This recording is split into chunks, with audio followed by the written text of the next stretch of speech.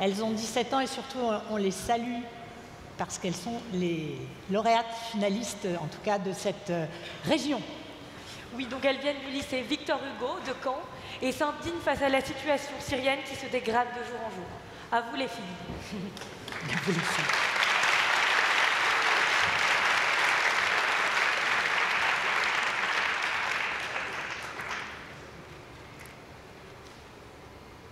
Ils étaient des dizaines, piétinant de leurs bottes militaires des corps massés au sol.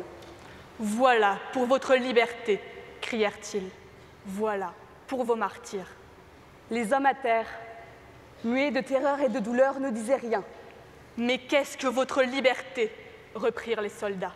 « Ça ne veut rien dire. » Plus tard, les hommes de Bachar el-Assad esquissèrent sourire et V de la victoire devant les corps inertes.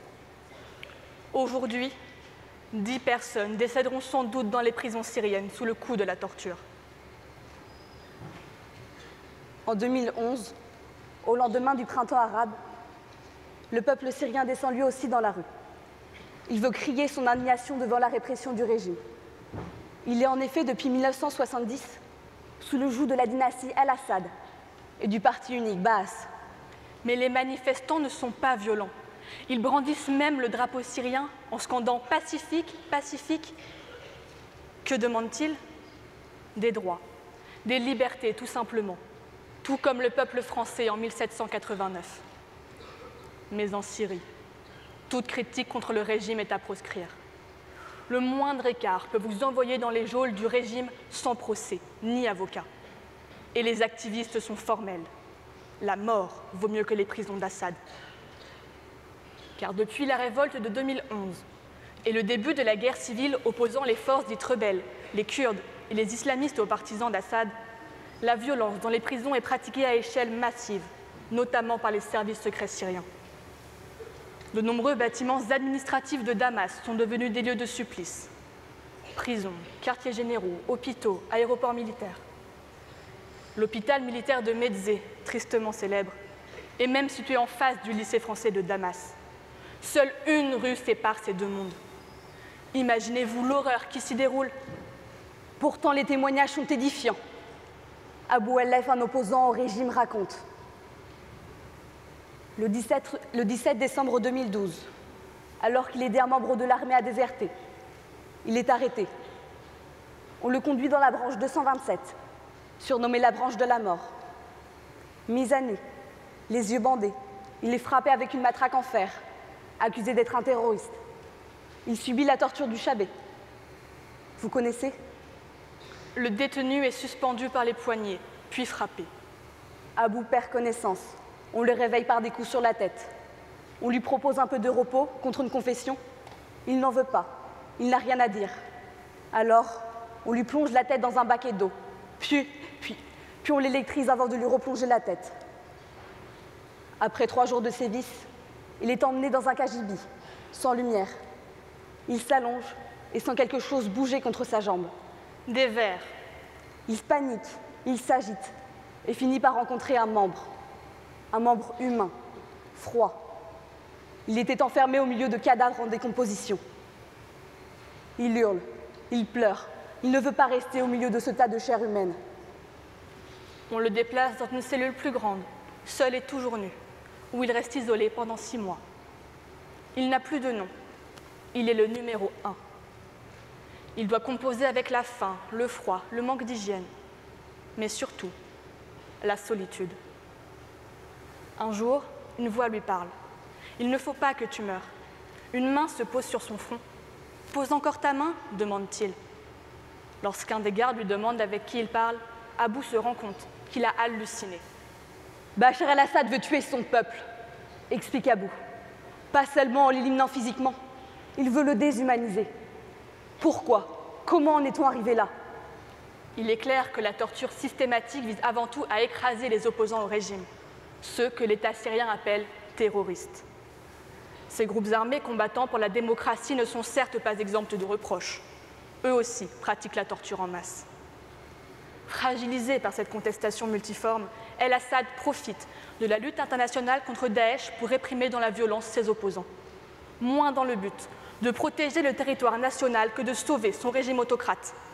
Et il reçoit pour cela l'appui inconditionnel de la Russie et de l'Iran, les deux, préférant soutenir l'allié chiite plutôt que détruire Daesh. Comment peut-on accepter qu'un pouvoir étatique torture impunément son peuple, au point que 3000 personnes succombent chaque année? Peut-on continuer de laisser faire, après avoir vu les 40 000 photos et documents exfiltrés par un ancien photographe de l'armée, le fameux dossier César? Il montre des cadavres, des corps torturés et affamés. Leur peau est tellement tendue sur leurs os, on croirait des photos des victimes de la Shoah, si ce n'est qu'elles sont en couleur. Sur la plupart, on constate des traces de coups de fouet, de matraquage, d'électrocution. Parfois, on croise le regard vide d'un mort dont les yeux ont été énucléés. On distingue même des corps d'enfants, suppliciés. Amnesty International estimait fin 2015 à 17 723 le nombre de victimes de la torture depuis le début de la guerre. Combien, depuis, sont venus s'ajouter à ce bilan? Pourtant, la Convention des Nations Unies contre la torture, que la Syrie a ratifiée en 2004, interdit tout acte par lequel une souffrance est volontairement infligée sur un être humain. Tout comme l'article 5 de la Déclaration universelle des droits de l'homme. Pourtant, l'article 9 déclare que nul ne peut être arbitrairement arrêté, détenu ou exilé. Pourtant, l'article 19 dit que tout individu a le droit à la liberté d'opinion et d'expression. Mais Bachar el-Assad est formel.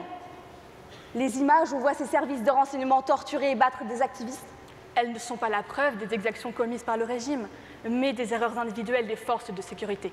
Et le dossier César montrant tous ces cadavres. Ni plus ni moins que des allégations sans preuve.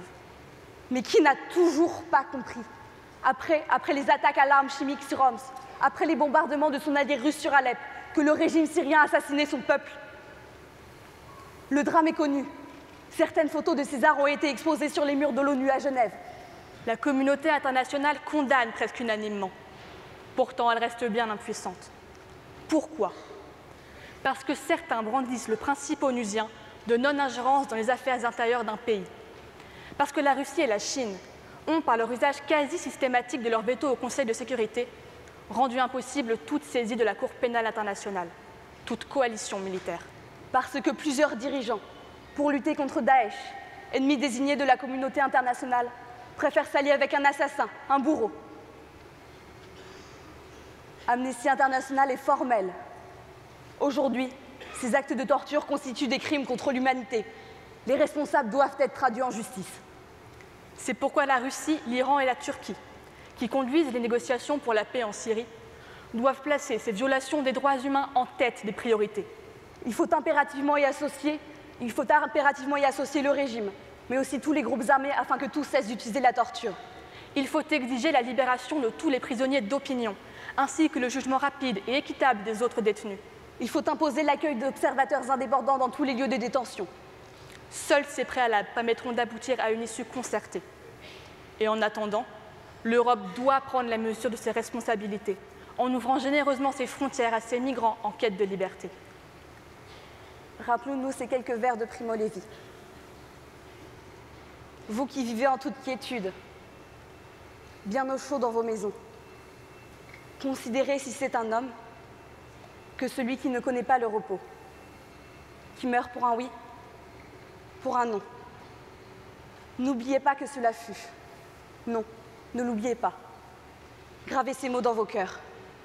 Merci.